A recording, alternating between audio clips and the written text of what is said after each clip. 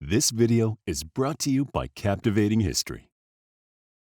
The Middle Ages, the period of European history between the 5th century and the 15th century, is an era with an unfounded reputation. Also called the Dark Ages or medieval times, most people associate this time with brutal cruelty, devastating wars, and great plagues. Worse, it's often considered as a time when society, academics, and the arts did a backward slide. Although there were wars, plagues, and a fair share of cruelty during the Middle Ages, it was not a period of history when intellectual pursuits came to a halt. Great strides were taken. The spread of Christianity, the Crusades, the 100 Years' War, the Battle of Hastings, the Magna Carta's penning, and Geoffrey Chaucer's works are just a few of its highlights.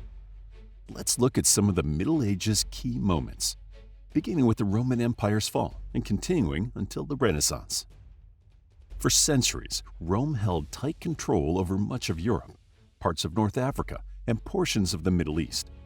But the empire experienced growing pains. Its landholdings were so vast that it was impossible to defend its borders. Infighting and civil wars weakened Rome from the inside out. Christians, a group that started in the minority, were often rounded up by the Romans and forced to battle the fierce gladiators in the Colosseum, a favorite entertainment form for Roman citizens. But as Christianity spread, the prevailing beliefs of people underwent a profound change. A weakened Roman Empire was exactly what some other groups in Europe were hoping for. The Germanic tribes and Visigoths saw it as an opportunity. Alaric, a Goth leader, developed the final blow to the Roman Empire. Furious that the Roman emperor refused to keep his promise, granting his people Roman citizenship in territories in the Balkans, Alaric was determined to get what was promised to him. He formed a massive army comprised of Goths, Huns, and former Roman slaves who marched across the Alps and into Italy to confront the Roman Emperor Honorius. A foolish and self-centered leader, Honorius remained in his villa as the Goth army approached the city. He ignored the threat and refused to listen to his advisors, who came to warn him of the impending battle. Alaric cut off the supply chain going into the city and waited for it to become sufficiently weak before he attacked. Rome was left wounded, but not dead. Yet it could not recover its former glory. The end of the Roman Empire came in 476, when the heir to the empire, a 14-year-old boy, was displaced. The fall of the once great Roman Empire drastically changed the face of Europe, allowing other groups, like the Goths, to become more powerful. The demise of the Roman Empire marked the start of the Middle Ages. One group able to gain more power and control after Rome's fall was the Byzantines, who thought of themselves as Roman. Their empire, centered in Constantinople, was almost like the relocation of Rome. In fact, Constantine originally called the city New Rome. After Constantine died, the Byzantine Empire splintered. In the southeastern part of Europe, a charismatic leader and extraordinary military strategist named Charlemagne used his power of persuasion and his great armies to unite much of Western Europe. The son of a king and destined to become a king himself, Charlemagne conquered the Saxons, a powerful Germanic tribe, forcing them to convert to Christianity. Like Constantine, however, the empire Charlemagne built could not survive his death. As armies marched to and fro across Europe, so did Christianity. However, the Church's teachings were divided into two philosophies: the Eastern Orthodox Church and the Catholic Church.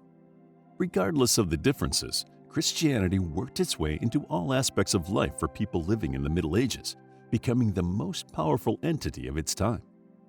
The Middle Ages is almost synonymous with knights riding off to the Holy Land to fight in the Crusades.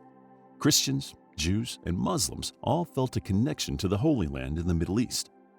In the 11th century, Muslims expanded their landholdings to include many sacred religious locations.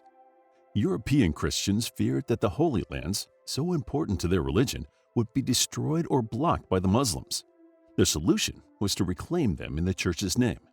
Beginning in 1095 and lasting until 1291, pious European knights banded together to journey on crusades to Jerusalem and other key locations in the Holy Land. Powerful kings financed the knights, but as the Crusades proved less and less effective, these wealthy patrons questioned their return on investment. After 200 years of fighting and plundering in the Holy Lands, the Crusades ended. Meanwhile, on the British Isles, the English were building their nation away from the continent's conflicts. Descended from the Germanic Anglo-Saxons, with a healthy dose of Roman influence, the English experienced a crisis when their heir to the throne was disputed. One of the most significant moments in the Middle Ages history was the Battle of Hastings in 1066, which was fought to establish the crown's rightful heir. The battle also ushered in the Norman conquest of England. The royal succession line had been established, but some kings were less interested in ruling the land than others. For example, King Richard felt it was more important to go on crusades than to deal with the matters back in England. Various members of nobility rose to fill the void left by King Richard and other monarchs like him, but their hold on power was tenuous. Once a new king took over, these nobles were relocated back to their previous positions, and many resented the king for this. King John and a group of noblemen met to discuss possible solutions. In 1215, they drafted the Articles of the Barons, the rough draft that later became the Magna Carta, one of the more important documents in Europe. The Magna Carta ensured that the king would protect the holdings of land barons in England from outside invaders, such as France. In return, the noblemen would remain loyal to the king. The noblemen's rights and roles were outlined, and they were guaranteed to retain their landholdings and political influence from monarch to monarch. Because of the Magna Carta, England became a united country, able to concentrate its efforts on building its global empire. Just as England had to deal with the issues of succession, France was thrown into turmoil when King Charles IV failed to produce an heir to the throne. A power grab ensued, and it took a long time and much bloodshed to resolve. The War of French Succession lasted 116 years, from 1337 to 1453, but historians rounded down, labeling this the 100 Years' War. Fighting was not contained to just France, but included several countries, including England. An unlikely hero emerged from the 100 Years' War, a teenage girl we know as Joan of Arc, the Maid of Orleans, born around 1412 to a peasant family. At the age of 13, she began having visions that compelled her to fight to recognize Charles VII as the rightful king. Dressed in battle armor, Joan of Arc led soldiers against the English. She succeeded for a time, but was captured by the English, who charged her with crimes of heresy, witchcraft, and cross-dressing. She was burned at the stake in 1431. While Middle Ages wars were brutal and devastating, an even deadlier force was about to be unleashed on Europe. The booming population put a strain on food production, resulting in famine, starvation, and malnutrition. In 1347, the Great Plague, a deadly illness, was brought to the land from traders from Asia and the Near East. It spread quickly from merchant ships and through the unsanitary cities of Europe, most likely carried by rats. The fleas that bit the rats then transmitted the disease, bubonic plague, to the humans they bit. The plague killed healthy people within a week, caused horrendous skin boils, fevers, and bloody coughing fits. Historians believe that the deadly disease killed as much as a third of the population of Europe. To make matters worse, the plague was not a one-time occurrence. It periodically swept through Europe again throughout the centuries, though subsequent outbreaks were not as deadly as the first. The Black Death, as it became known, has a tremendous impact on the Middle Ages.